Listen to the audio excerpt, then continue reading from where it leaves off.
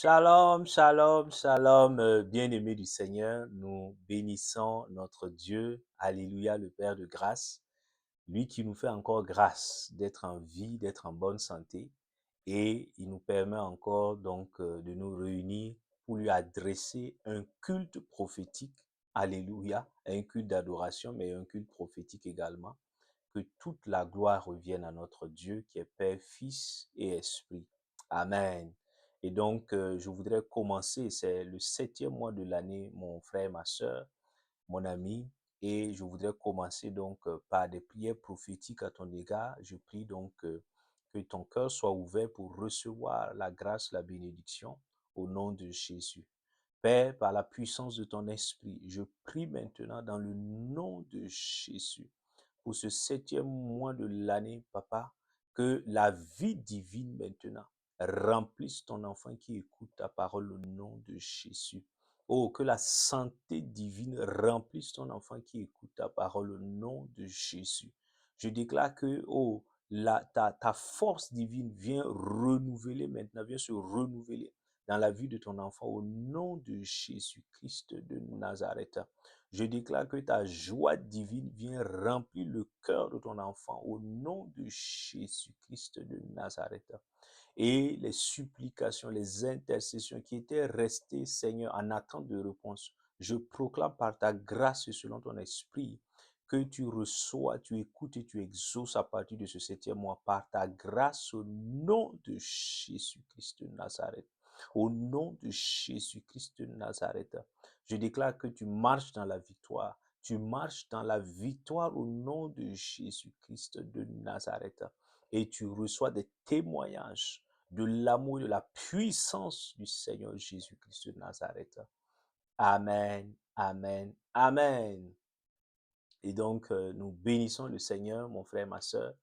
Pourquoi? Parce que notre Dieu est tellement bon. Il ne cesse de renouveler ses bontés, ses compassions, ses miséricordes envers nous. Et nous tenons chaque fois à être en action de grâce. Amen. La Bible dit, soyez toujours donc reconnaissants. Amen. Et nous continuons donc, mon frère, ma soeur, avec donc le thème de la moisson. Tu comprends? Le Saint-Esprit, pour le mois de juillet, là, le Saint-Esprit donc nous a conduits à voir les ennemis qui pouvaient donc venir donc assaillir notre cœur et nous empêcher de devenir des moissonneuses et des moissonneurs du Seigneur, de gagner les âmes pour le Seigneur Jésus, d'aller donc d'être des canaux qu'il va utiliser pour sauver ceux et celles qui sont perdus. Alléluia. Donc, il nous a montré plusieurs ennemis auxquels nous devons donc prêter une grande attention. Alléluia, afin de ne pas tomber dans le piège de ces ennemis-là. Amen. Et pour le mois de juillet, le Saint-Esprit, dans sa grâce, va nous conduire, va nous enseigner pourquoi toi et moi, nous devons devenir des moissonneuses et des moissonneurs du Seigneur Jésus-Christ. Pourquoi nous devons aller sur le terrain, pourquoi nous devons donc témoigner de Jésus et intercéder pour les âmes, gagner les âmes, les amener dans la maison du Seigneur. Alléluia. Et être des canaux donc pour leur affermissement dans la foi, afin qu'ils deviennent de véritables disciples du Seigneur. Donc le Saint-Esprit va nous, tout au long de ce mois-là, va nous donner donc les raisons de la moisson. Alléluia. Et donc, tu peux noter le thème, mon frère, ma soeur.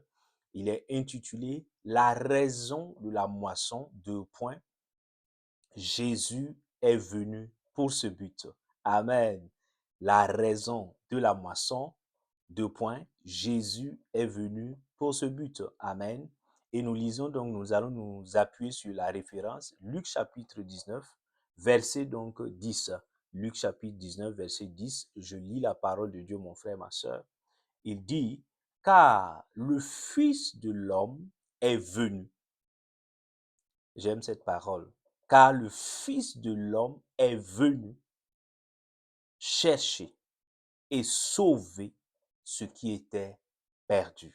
Alléluia. Je reprends. Il dit, car le Fils de l'homme est venu chercher et sauver ce qui était perdu. Amen. Et donc, je te situe un peu le contexte. Jésus est donc, il est avec ses disciples et il rentre donc dans la ville de Jéricho et il cherche donc un hôte et de manière prophétique, il y avait un homme qui était là qui s'appelait, donc qui était au niveau des péages, et qui prélevait donc des impôts, etc., qui s'appelait Zachée. Et donc cet homme-là, la Bible lui donne une description, il était petit de taille, etc. Mais c'était un homme qui avait soif du Seigneur, qui voulait le salut, qui voulait être sauvé, Amen, qui voulait avoir la vie éternelle. Et les Juifs le considéraient comme un pécheur parce que généralement ceux qui étaient dans les péages là percevaient beaucoup plus qu'ils ne devaient percevoir. Donc c'est comme si il causait plus d'injustice aux gens. Les gens les regardaient comme des escrocs entre guillemets, des arnaqueurs comme on dit aujourd'hui.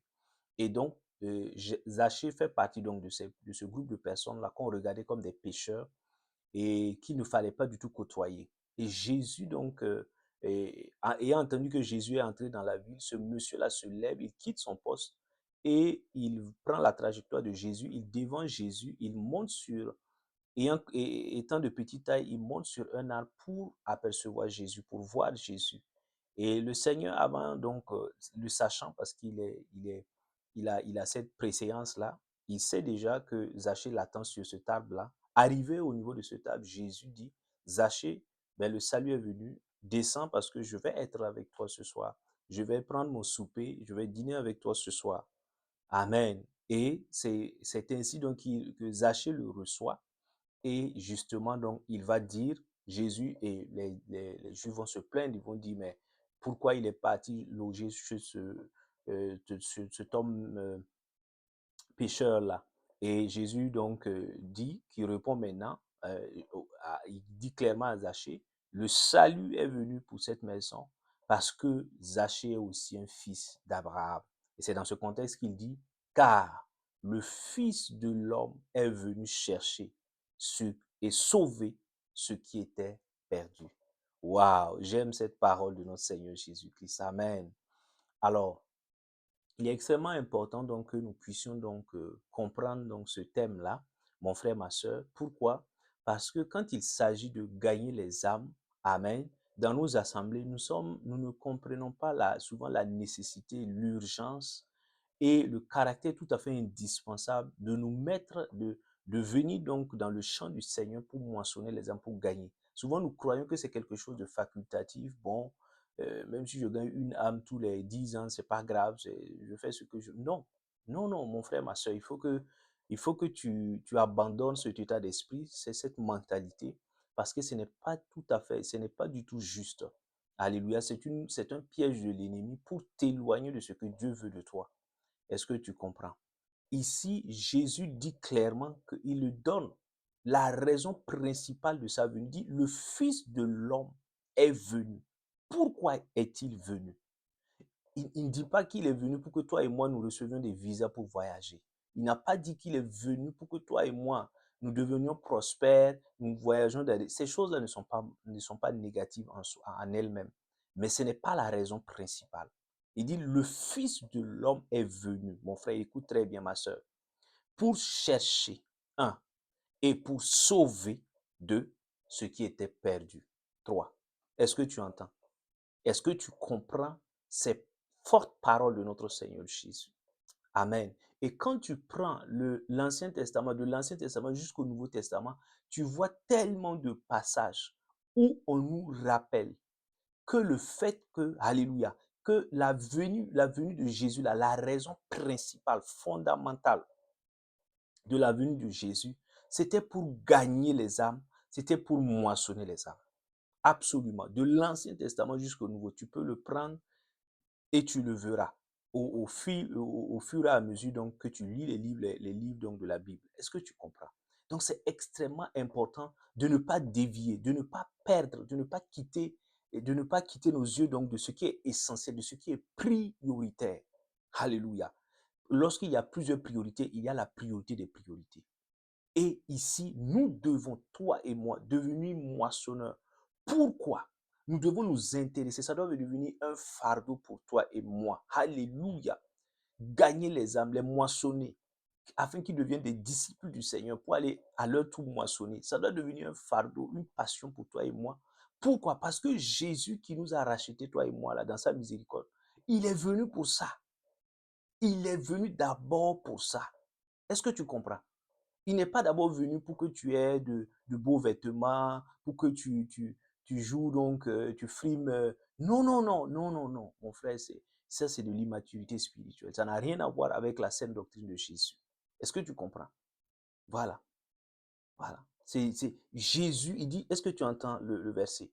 Le Fils de l'homme est venu pour chercher et sauver les perdus, les âmes perdues. C'est-à-dire les personnes qui n'ont pas encore reçu Christ comme leur sauveur et Seigneur. Ils pensent que Jésus est un simple prophète. Oh, peut-être, certains même n'ont pas entendu parler de lui. Alléluia. Et actuellement, ces personnes-là qui sont perdues sont oppressées par Satan. Elles sont donc dans les liens de l'esclavage de Satan. Alléluia.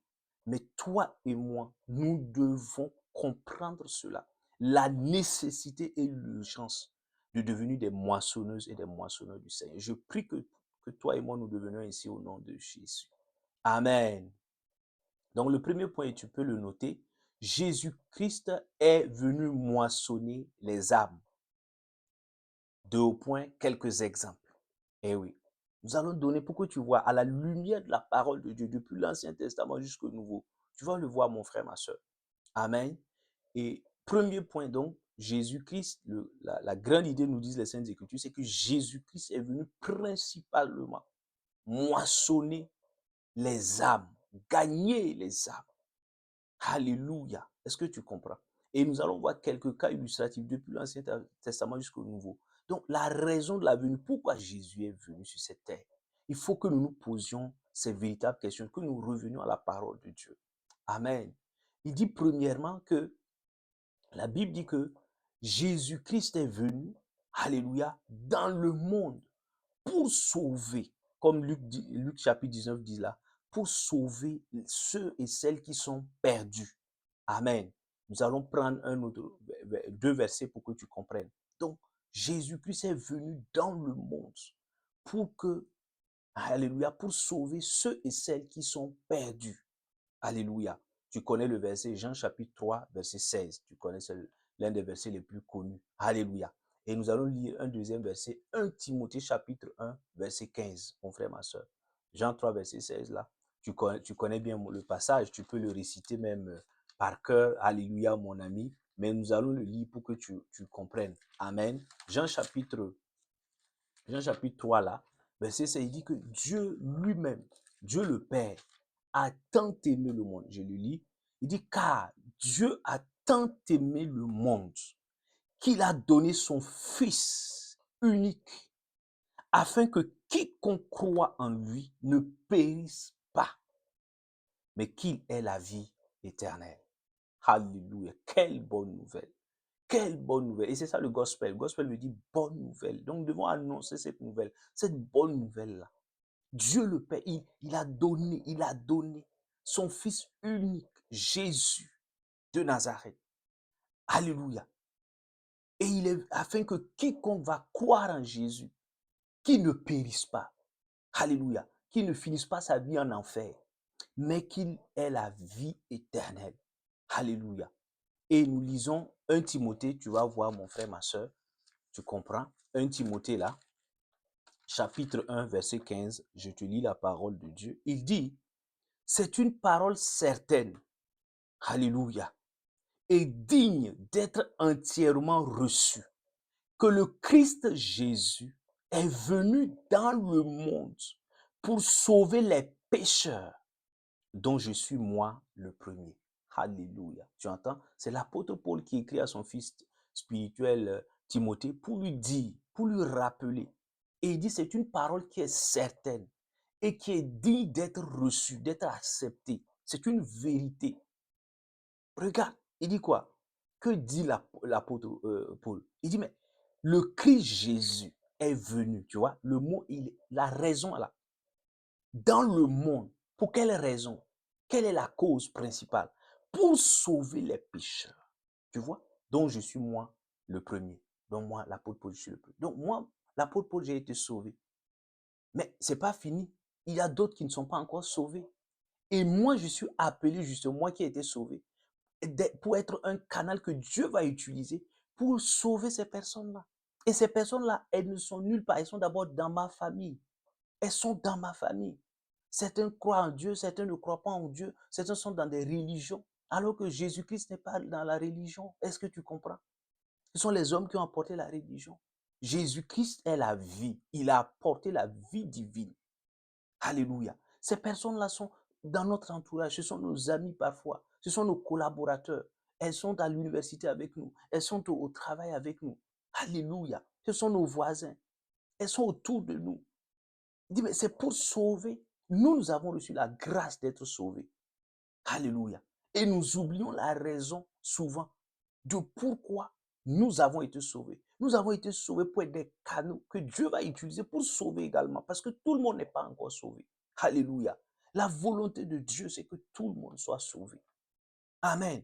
Et nous avons la responsabilité, alléluia, d'aller gagner les âmes, de moissonner les âmes. Ça doit être ton fardeau et mon fardeau, mon frère, ma soeur. Je prie qu'il en soit ainsi dans nos vies au nom de Jésus. Je prie qu'il en soit ainsi dans nos vies au nom de Jésus. Amen.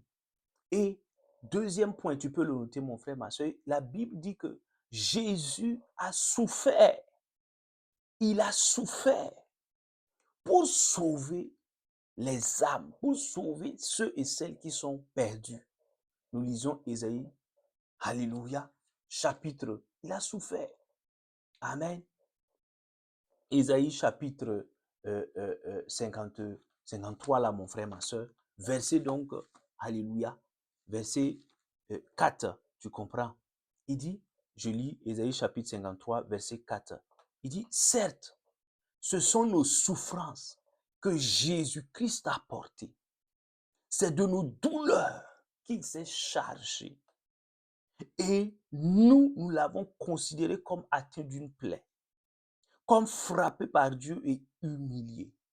Mais il était transpercé à cause de nos crimes, écrasé à cause de nos fautes.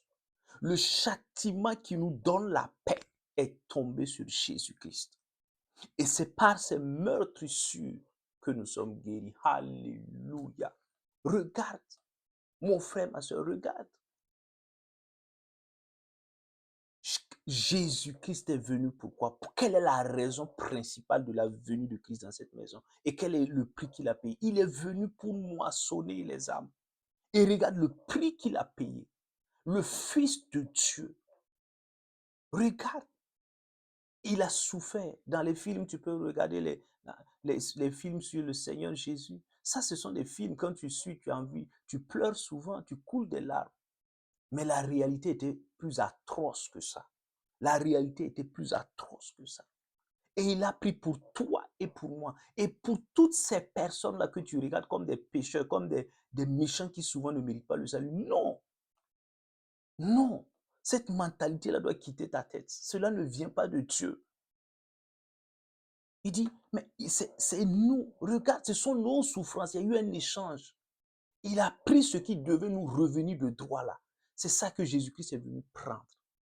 Les souffrances, c'est nous qui les méritions. C'est nous qui méritions. Et Christ est venu prendre ça à notre place. La damnation là, c'est nous qui méritions ça. Les souffrances, les meurtrissures. Alléluia. Toutes ces souffrances là. Alléluia. C'est nous qui méritions. Et il est venu prendre notre place pour que nous ne subissions pas cela. Waouh, quel amour! Et il l'a fait pour toi et pour moi qui sommes sauvés, mais également pour toutes ces personnes-là qui ne connaissent pas encore le Seigneur Jésus-Christ, qui n'ont pas encore reçu Jésus-Christ comme leur sauveur et leur Seigneur. Est-ce que tu comprends, mon frère, ma soeur? Et devant ça, toi et moi, nous n'avons pas le droit, nous ne pouvons pas ignorer cela. Alléluia. Parce que Christ est venu principalement pour ça. Regarde le prix qu'il a payé. Il a souffert. Il a enduré des souffrances terribles pour que tous les hommes soient sauvés à cause de ce qui s'est passé dans le jardin d'Éden. Le péché originel d'Adam et Ève. Les hommes ont été rejetés. Alléluia. Parce qu'ils ont désobéi au Seigneur. Et ils sont condamnés. Alléluia. À vivre loin de la présence de Dieu. Et après leur séjour terrestre, alléluia, à aller en enfer. Alors que l'enfer n'était pas préparé pour eux. Non, l'enfer a été préparé pour Satan et ses démons. Est-ce que tu comprends? C'est ça. Mais après la désobéissance d'Adam et Ève, le péché est entré dans l'humanité. Et tout homme qui naît avec le péché. C'est une nature. Et donc, tout homme qui naît, c'est lorsque tu reçois Christ, Jésus-Christ comme Sauveur et Seigneur. Alléluia. Que le sang de Christ vient te laver, te purifier et te donner la nature divine. Tu n'as plus la nature pécheresse en toi. Tu comprends? Et en ce moment, tu as ton héritage, c'est la vie éternelle. Alléluia. Tu comprends, mon frère, ma soeur? Regarde. Est-ce que nous nous souvenons de ça dans la réalité? Souvent, nous sommes tellement happés par les difficultés de la vie, les désirs du monde, les convoitises de la chair. Nous regardons, je manque de ceci, je manque de cela. Et nous oublions que Christ est venu non pas d'abord pour ça, il est venu pour les âmes d'abord, mon frère. C'est d'abord pour les âmes. C'est pour sauver l'humanité, c'est pour sauver tous les êtres humains. Et il regarde le prix. Et tu vois dans le verset, avant le verset précédent, la Bible mentionne encore, et tu peux le noter, Christ a payé un prix. Il a été méprisé, s'il te plaît, pour sauver les âmes perdues. Alléluia. Ésaïe 53, verset 3. Il dit, mais méprisé et abandonné des hommes, homme de douleur et habitué à la souffrance, semblable à celui devant qui l'on se voit la face. Christ était méprisé. Nous ne l'avons pas considéré. Alléluia. Regarde le traitement que nous avons réservé au Fils de Dieu. Celui-là qui méritait la gloire, qui méritait la louange, l'honneur, par amour et miséricorde. Regarde, il accepte que les hommes le méprisent. Lui ait des sentiments négatifs envers sa personne. Lui qui est le saint des saints, lui qui est le juste des justes. Regarde. Il a reçu ce mépris-là pour toi et pour moi et pour toutes ces personnes-là qui n'ont pas encore reçu le Seigneur Jésus. Il regarde le prix qu'il a payé pour les âmes. Et nous, souvent, nous jouons avec cela. Nous sommes là avec nos petits problèmes égoïstes, égocentriques. Et nous oublions la raison principale. Regarde. Christ n'est pas venu pour ton voyage. Je suis désolé de te dire ça. C'est la vérité. Christ n'est pas venu d'abord pour ce que j'appelle les grâces secondaires. Dans Matthieu 6, il dit, ces choses-là vont vous accompagner. Voilà. Il vous sera donné par-dessus. Il n'est pas venu d'abord pour ça. Il est venu principalement pour que les brebis perdues, reviennent dans la bergerie afin d'avoir part à la vie éternelle. Parce que Dieu a créé les êtres humains. Il ne les a pas créés pour leur destruction. Non. Dieu ne veut voir aucun homme aller en enfer après son séjour terrestre. Alléluia. C'est pourquoi Christ est venu. Jésus-Christ, Dieu a donné son Fils unique. Et il est venu. Il a accepté le mépris. Il a accepté le rejet. Il a accepté les insultes. Il a accepté les crachats. Il a accepté l'ignominie. Regarde. Et toi et moi, nous regardons ces âmes-là qui sont perdues. Ça ne nous intéresse pas. Ça ne nous intéresse pas. Nous n'avons aucune passion pour gagner les âmes. Nous n'avons aucun fardeau pour les âmes. Quand nous prions, c'est je, Seigneur, moi, moi, je. Qu'est-ce que c'est? Qu'est-ce que c'est? Regarde. La Bible ajoute, et tu peux le noter, c'est un autre point. Il dit que Jésus-Christ a payé un autre prix. Il a donné sa gloire. Alléluia. Il a donné sa gloire pour sauver les perdus. Regarde. Philippiens chapitre 2, regarde. Philippiens chapitre 2, verset 6 à 8, mon frère, ma soeur. Il est extrêmement important que nous puissions le comprendre. Philippiens chapitre 2, verset 6 à 8. Qu'est-ce qu'il est dit? Il dit, Jésus-Christ, dont la condition était semblable, était celle de Dieu. Tu entends? Donc, ceux qui nient la divinité de Christ là, voilà, il faut écouter, il faut revenir à la parole. Tu vas lire, tu vas comprendre. Amen. Que Dieu te donne la bonne compréhension. Jésus est Dieu. Regarde, c'est l'incarnation du Dieu vivant. Il dit, tu vois, lui dont la condition est celle de Dieu. On n'a pas dit le petit frère de Dieu. On n'a pas dit un prophète. lui dont la condition est celle de Dieu, il n'a pas estimé comme une proie à arracher d'être égal avec Dieu. Regarde. Mais il s'est dépouillé lui-même en prenant la condition d'esclave, en devenant semblable aux hommes. Après s'être trouvé dans la situation d'un homme, il s'est humilié lui-même en devenant obéissant jusqu'à la mort sur la croix. Alléluia. C'est extrêmement fort, mon frère, ma soeur. Je prie que tu aies la révélation de ces paroles-là au nom de Jésus. Regarde, Christ, regarde le prix qu'il a payé. Lui qui est Dieu, il se dépouille, il laisse ça. Et il se fait simple homme, ressentant la douleur, la faim, l'angoisse, la peur. Regarde, va lire les évangiles, là, tu verras comment la condition humaine de Jésus, tu vas voir dans sa condition humaine, excepté qu'il n'a pas péché. Regarde, regarde. Il avait faim, il a eu soif, il dormait, il avait sommeil, il avait des angoisses. La Bible dit il dit mon âme est triste jusqu'à la mort. Quand il veut monter à Gethsemane, il dit mon âme est triste jusqu'à la mort. Donc il sait ce que tu ressens parce qu'il a pris la condition humaine. Regarde, il s'est humilié. Lui qui est Dieu, il laisse cette gloire-là au ciel. Il descend pour sauver tous les êtres humains, sans exception. Ceux que tu considères comme des pécheurs, là, qui ne sont pas dignes, là, qui ont une mauvaise vie, Jésus est venu pour ces personnes-là. Et le regarde le prix qu'il a payé. Et toi aujourd'hui, moi aujourd'hui, nous avons la grâce d'être sauvés. Et nous minimisons, nous négligeons cela. Nous oublions parfois la raison principale de la venue de Christ sur cette terre. Regarde, Jésus n'est pas venu pour nous donner des babioles. Non. Quel est ce christianisme-là? Quelle est cette doctrine-là? Revenons à la parole. Revenons à l'essentiel. Christ est venu moissonner, gagner et moissonner les âmes. Et il a accepté de payer le prix. Est-ce que toi et moi, nous acceptons de payer le prix pour gagner les âmes?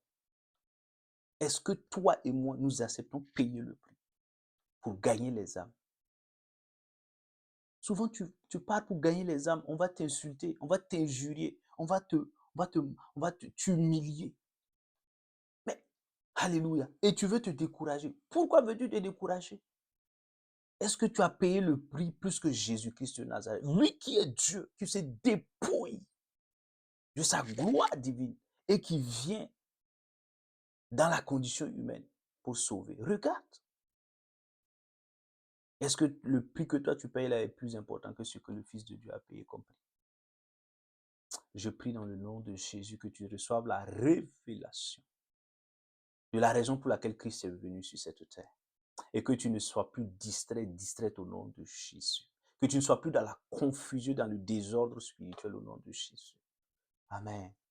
Et il dit quatrièmement, tu peux le noter, il dit mais Christ a payé un autre prix. Oui, il a été méprisé. Oui, il a souffert. Mais écoute, oui, il a donné sa gloire. Mais la Bible dit, cinquièmement, il dit mais Christ est mort. Oh, il a donné sa vie. Donc, il y a eu du sang qui a été versé, mon frère. Cette affaire est très sérieuse, elle est très grave. Il ne faut pas jouer avec ça.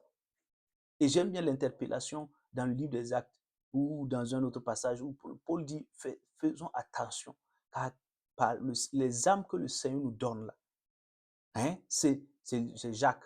Jacques dit que ce n'est pas par l'or périssable qu'ils ont été rachetés. Non, c'est par le sang du Fils de Dieu. Il ne faut pas jouer avec ça. Il y a un grand prix qui a été payé. Le sang du Fils de Dieu a coulé. Regarde, Christ a versé. Il est mort et ressuscité. Pour faire quoi? Pour sauver principalement les âmes. C'était la raison principale. Et nous le lisons. Romains chapitre 5, tu vas le voir, mon frère, ma soeur. Verset 6. Et Jean chapitre 10, verset 15. Nous lisons un seul verset. Romains chapitre 5 là, verset 6. Qu'est-ce qu'il dit?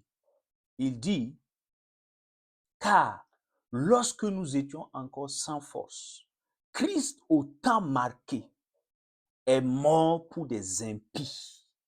Il est mort pour qui?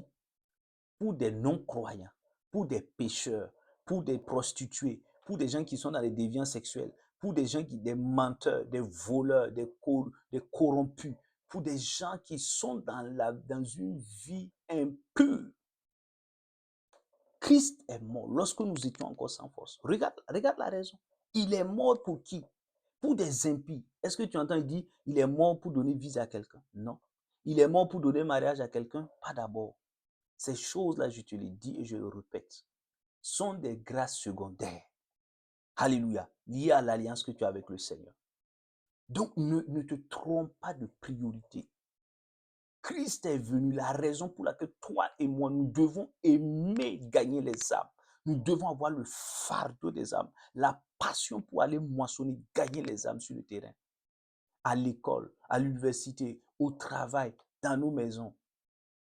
C'est parce que Jésus-Christ, la raison, Jésus-Christ est venu pour cela. Il est venu pour ce but. Le but, c'était de gagner d'abord les âmes, ceux qui sont perdus.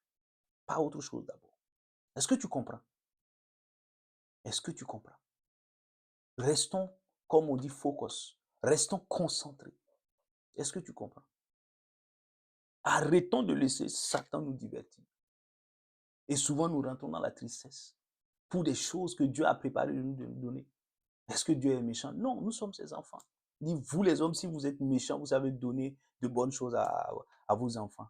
À combien plus forte raison Dieu le Père qui est juste et bon, va donner à ses enfants? Il faut arrêter de regarder Dieu comme un Dieu méchant et de le traiter comme tel. Non. Concentre-toi, regarde la raison. Jésus est venu, je dois devenir moissonneuse. Je dois me préoccuper, ça doit être ma mission centrale là. C'est de gagner les âmes. Matthieu 6, 33, il dit, mais recherchez le royaume et la justice. Je t'ai dit ces choses-là. C'est lié à la moisson des âmes. C'est lié à la moisson. C'est lié à la moisson. C'est lié au fait que tu deviens un canal que Dieu utilise pour sortir les gens des ténèbres. Regarde les gens sont prêts à faire de la magie, de la sorcellerie, dans le maraboutage. Ils sont dans des fétiches, regarde dans les choses négatives de Satan. Et tu le sais, tu le sais. Et ça ne te dit rien, ça ne me dit rien.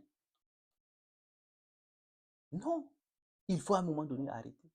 Regarde, mon frère, ma soeur. Dis, mais Christ s'est humilié. Il s'est, regarde, et il est mort. Il est mort, mon frère. C'est une affaire sérieuse. Christ est mort, le Fils de Dieu à la mort, une mort atroce, comme un bandit, un brigand. Une mort atroce. Pour qui? Pour les perdus, pour que tous ceux qui vont croire en Christ soient sauvés. Donc, la foi, le salut, il n'y a plus d'effort, parce qu'il a payé le prix. Donc, nous devons juste annoncer l'évangile. Alléluia. Celui qui recevra, qui va croire, recevra la vie éternelle. Celui qui va refuser, recevra le jugement. Tu comprends? Donc, mais nous, notre travail, c'est d'annoncer l'évangile. C'est d'annoncer la bonne nouvelle, ce que Christ a fait. Simplement. L'amour de Jésus, parce que c'est un acte d'amour qu'il a posé. Est-ce que tu comprends? C'est ça. Et nous refusons ça. Nous refusons. Nous négligeons. Nous reléguons ça au second plan. Non. La raison de la venue, la raison principale de la venue de Jésus, c'était pour moissonner les âmes. Amen. Je prie que nous ayons cette compréhension, que cela reste gravé en nous au nom de Jésus. Amen. Et tu peux noter deuxième grand point, mon frère, ma soeur. Comment alors développer ma passion pour les âmes perdues? C'est ça. Comment développer ce fardeau-là? Comment acquérir ce fardeau? Amen. Il y a des clés. La Bible nous parle de ces choses-là. Et tu dois aspirer, tu dois vouloir que ce fardeau-là vienne en toi. Tu dois vouloir développer cette passion pour gagner les âmes. Elle n'est pas naturelle, ça doit venir. Tu dois aspirer, tu dois désirer, recevoir cette passion-là. Amen. Ce n'est pas une question de non, je n'ai pas un ministère d'évangéliste. Chacun qui a été sauvé par Jésus-Christ de Nazareth est devenu évangéliste.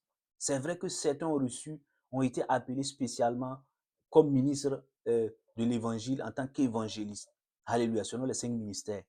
Oui, mais chacun, la base, le principe, la règle, c'est que chaque enfant de Dieu, alléluia, qui a reçu Christ, qui a reçu l'Esprit de Jésus, le Saint-Esprit en lui, Actes chapitre 1, verset 8, tu n'as pas vu ça. Il dit, mais le Saint-Esprit viendra sur vous, vous allez devenir quoi? qu'est-ce que vous allez devenir? Vous allez devenir les témoins de Jésus. Les témoins, vous allez aller gagner les âmes à Jérusalem, à Judée, en Samarie, etc. Donc, lorsque tu reçois Christ avec l'Esprit de Christ qui est le Saint-Esprit, mais qu'est-ce que tu deviens? Tu deviens, alléluia, un témoin, un témoin, un témoin, un témoin de Jésus pour gagner les âmes, pour moissonner les âmes. Et donc, la Bible dit que la première clé, comment développer cette passion-là, tu peux le noter, c'est que toi et moi, nous devons rendre témoignage de Jésus sans cesse. Oui. Donc, tu vois, quand oui, alléluia, c'est la pratique qui fait le maître. Alléluia. Galates chapitre 6, verset 9, il dit, nous n'allons pas le lire, mais tu peux le noter. Galates chapitre 6, verset 9, il dit que si nous continuons à faire le bien sans nous relâcher, nous moissonnerons au temps convenable. Est-ce que tu comprends? Donc, si nous continuons à faire le bien sans cesse, nous allons moissonner, c'est-à-dire gagner les âmes si nous ne nous relâchons pas. Alléluia. Donc, ça veut dire nous ne devons pas nous fatiguer, nous devons persévérer, nous devons continuer à témoigner, même quand notre âme ne veut pas, même quand notre âme veut s'attrister, nous devons continuer à proclamer que Jésus-Christ est le chemin, la vérité et la vie. Oui, même quand les problèmes de la vie courante nous assaillent, nous devons continuer à témoigner. C'est en ce moment-là que le Saint-Esprit vient et commencer donc à mettre ce fardeau-là dans ton cœur. Mais dès que tu te tais, tu dis non, bon, moi je ne sens pas la chose, bon, j'attends que le Saint-Esprit me visite d'abord pour que je commence. Non, tu as été sauvé, oui ou non? Oui. Es-tu enfant de Dieu? Jean 1,12. Oui. Dès que tu as reçu ça, tu as reçu cette nouvelle identité d'enfant de Dieu, tu es appelé à témoigner de Jésus. Tu es appelé à témoigner de diverses manières. Tu peux mettre un verset sur tes profils, sur tes réseaux sociaux. Tu peux mettre des cantiques. Alléluia. Tu peux partager des scènes ordinaires selon ce que l'Esprit de Dieu te montrera de faire. Alléluia. Tu laisses conduire par l'Esprit de Dieu. Tu peux écrire des livres si c'est le Saint-Esprit qui t'inspire. Souvent même les œuvres d'art. Tu peux évangéliser par ça. Tu as reçu un don pour la peinture, pour je ne sais quoi, pour le dessin. Tu mets ce que Dieu t'a donné comme talent, tu commences à utiliser ça pour témoigner de Jésus, pour évangéliser, pour gagner les âmes, pour moissonner les âmes. D'ici nous ne nous relâchons pas, nous allons moissonner. Nous allons moissonner, nous allons, alléluia, gagner les âmes. Donc, pourquoi tu relâches, mon frère? Pourquoi quand les problèmes viennent, quand Satan vient, quand les démons viennent, tu relâches? Non, on commence à développer la passion pour les âmes quand on persévère dans le témoignage. Je prie qu'il en soit ainsi dans ta vie et dans ma vie au nom de Jésus. Deuxième clé, la Bible nous dit encore que nous devons demander et recevoir continuellement la plénitude du Saint-Esprit. Actes chapitre 1, verset 8. Nous n'allons pas le lire, tu connais bien le verset. Il dit, mais attendez, quand le Saint-Esprit viendra, alléluia, mais vous serez mes témoins. Donc, quand vous allez recevoir la plénitude du Saint-Esprit, là, vous allez commencer à être mes témoins. Donc, chaque fois, tu dois prier, Saint-Esprit, remplis-moi de toi. Remplis-moi, parce que c'est l'Esprit qui convainc. C'est l'Esprit qui sait là où il faut, ce qu'il faut dire pour gagner les âmes. La stratégie, c'est lui qui sait. Alléluia. On ne gagne pas, ce n'est pas quelque chose de charnel, c'est spirituel. Alléluia. Quelqu'un peut être là, il résiste à l'évangile. Il ne veut pas donner sa vie à Christ. Pas parce qu'il ne veut pas, mais parce qu'il y a des forces occultes derrière lui qui l'empêchent de donner sa vie à Christ. Parce que ces forces-là savent qu'une fois qu'il donne sa vie à Christ, il va rentrer dans sa destinée glorieuse. Est-ce que tu comprends? Alléluia. Donc, il faut que tu demandes, et il n'y a pas de moment, à tout moment, Saint-Esprit, remplis-moi de toi, remplis-moi de toi, remplis-moi de toi, que je reçoive ta plénitude en moi, afin de pouvoir témoigner efficacement et de moissonner les âmes. Je prie que cette prière de la plénitude du Saint-Esprit soit constamment ton partage au nom de Jésus. Amen. Et pour terminer, mon frère, ma soeur, tu peux le noter.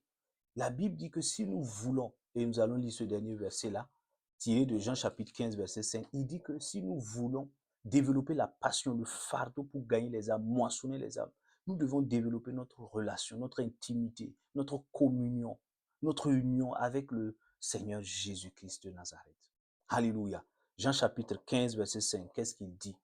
Il dit, moi, c'est Jésus qui parle, je suis le cep, vous, vous êtes les sarments. Celui qui demeure, c'est le mot-clé dans ce verset-là. Celui qui demeure en moi, comme moi je demeure en lui, porte beaucoup de fruits. Le fruit, qu'est-ce que c'est ici? Ce sont les âmes. Ce sont les âmes. Tu vas commencer à gagner les âmes. Alléluia. Et car sans moi, vous ne pouvez rien faire. Tu vois, j'aime beaucoup. Moi, je suis le cep. Vous, vous êtes les sarments. Celui qui demeure en moi, comme moi en lui, porte beaucoup de fruits, car sans moi, vous ne pouvez rien faire. Donc, tu vois, notre capacité est liée à notre intimité avec le Seigneur Jésus. Il y a une relation, une corrélation.